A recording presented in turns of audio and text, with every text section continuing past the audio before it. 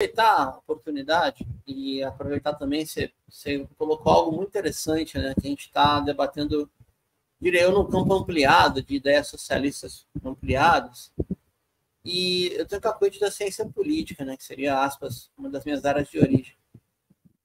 Rodrigo, a gente fala de longe que um dos pilares da retomada do destino russo foi o que sobrou do seu aparelho de Estado de longa continuidade, que é o aparelho de segurança interna e, na sequência, o aparelho de defesa.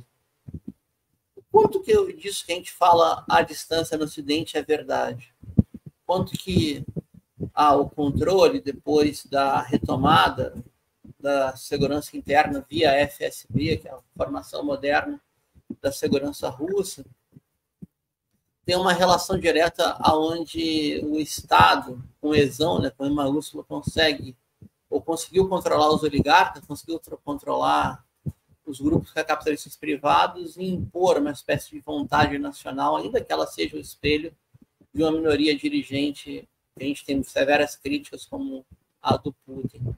Isso existe mesmo? E se não existe, como é que Vladimir Putin e seus aliados conseguiram retomar o controle do Estado russo pós-Yeltsin, quase quebrado, quase falido, uma percepção de invasão estrangeira após a dissolução da União Soviética?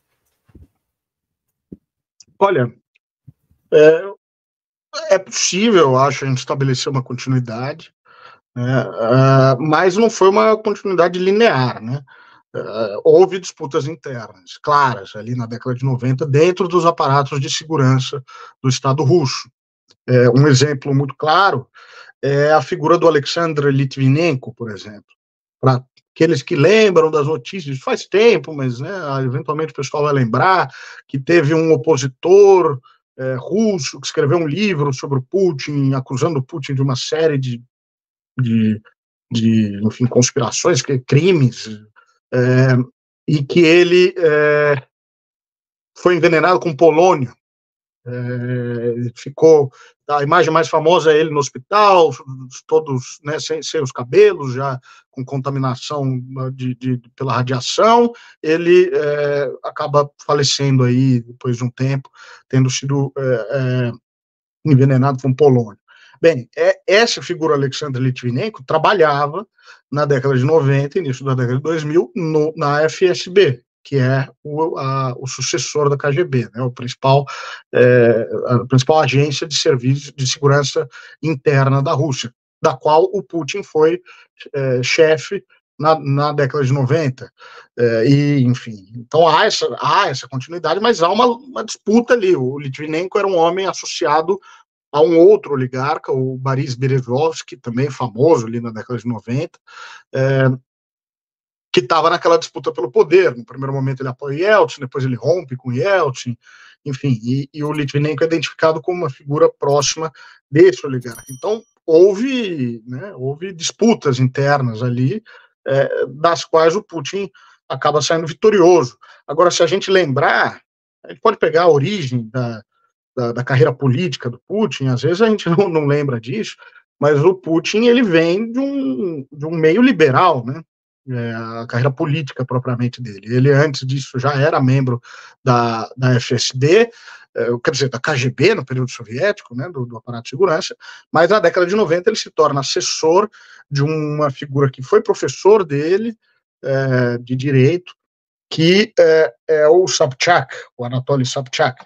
O Anatoly Sobchak, o primeiro prefeito de São Petersburgo depois do fim da União Soviética, o prefeito que organiza as manifestações, o movimento para mudar o nome de Leningrado para São Petersburgo, e é um liberal convicto que vai fazer uma série de reformas liberais e vai participar daquele momento da terapia de choque tão traumático da década de 90. Ele vai falecer, depois a filha dele vira socialite, foi candidata a presidente contra o Putin, agora é uma crítica do Putin, é uma entrevistadora e tal, enfim. Mas vejam, é uma trajetória curiosa. Depois o Putin vai justamente ser escolhido como vice do Yeltsin, vai ser eleito, vai assumir depois que o Yeltsin renuncia por um período muito curto, e vai ser eleito já com uma relação relativamente estremecida com o Yeltsin. Fica famosa a cena na qual o Yeltsin telefona para o Putin para cumprimentar pelas eleições e o Putin não atende o telefone. E o Yeltsin ali é relegado já ao segundo ou terceiro plano. O Yeltsin, que é a grande figura do liberalismo na Rússia. E o Putin vai, aos poucos, se afastando dessa linha liberal, mas aos poucos mesmo, é um processo longo. Ele falou recentemente, ele lembrou na entrevista do Tucker Carlson que Vladimir Putin, estava plenamente pronto para pedir, para começar um processo de integração da Rússia com a OTAN. A Rússia estava pronta para entrar na OTAN nos anos 2000. Enfim, e se a gente lembra do discurso dele lá em 2008, o discurso de Munique, ele lista uma série de frustrações que ele teve com o Ocidente, porque ele tentou essa parceria, ele estava pronto para adentrar uma ordem ocidental, e a Rússia foi desprezada, até o momento em que, enfim, ela acaba desistindo. Desculpa te cortar, a guerra da Geórgia muda a posição dele também? Ou a guerra da Geórgia foi uma justificativa para a mudança de posição?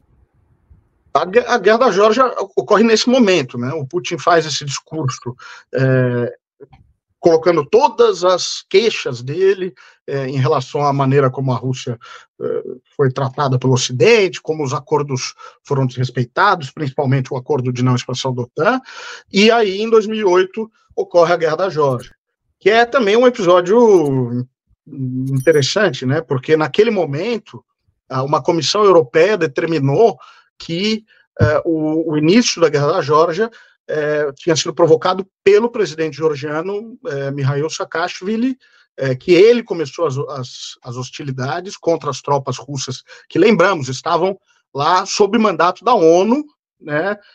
As tropas russas havia um acordo internacional de que as tropas russas fariam a guarnição dessas regiões da Ossétia do Sul e da Abkhazia, e o Saakashvili começa as provocações esperando que conseguiria empurrar o Ocidente, se não para um conflito, para uma pressão, e o Ocidente lava as mãos naquele momento, e a Geórgia enfrenta sozinha, e, enfim, acabou a carreira política do Saakashvili degringola daí para frente. Detalhe interessante, a Comissão Europeia, recentemente, na ocasião do início da guerra da Ucrânia, revisa essa conclusão que eles tiraram, sem novos fatos, mas o único novo fato é que a Rússia, né, invade a Ucrânia, mas a partir daí eles dizem, não foi o Saakashvili que começou, foi uma conclusão equivocada. Então, né, ao sabor dos eventos, as narrativas vão mudando. Mas acho que você tem razão em apontar a guerra da Geórgia como esse momento de ruptura, ainda que, lembremos, logo depois entra o Medvedev, né, como presidente, e o Medvedev era identificado no Ocidente como uma esperança de aproximação com o Ocidente, uma figura, o mesmo Medvedev que eu mencionei, que agora cumpre esse papel agressivo, belicoso. Naquela época ele era visto como uma figura moderna, liberal, que iria lançar pontes para o Ocidente. No final das contas foi um intervalo muito curto. Um exemplo disso, quando os Estados Unidos aprova a zona de exclusão aérea sobre a Líbia, que foi a desculpa pela qual eles promoveram a mudança de regime, derrubaram o Muammar Gaddafi, a Rússia não veta.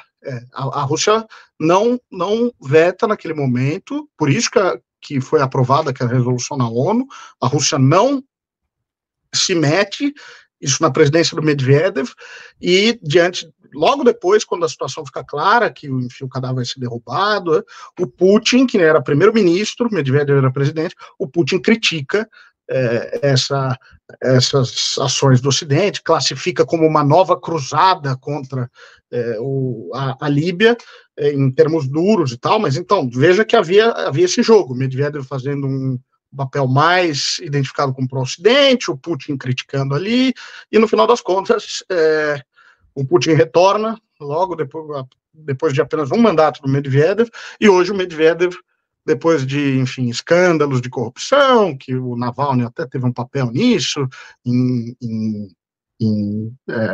criticar muito na degradação da imagem do Medvedev, ele se tornou essa figura hoje que se presta a esse papel de quase como cão de guarda ali, cão raivoso, soltando declarações que beiram o absurdo, né?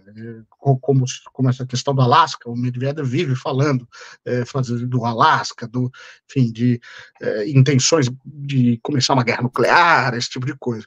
E chega nas notícias, mas a gente não deve levar muito a sério, é pura retórica.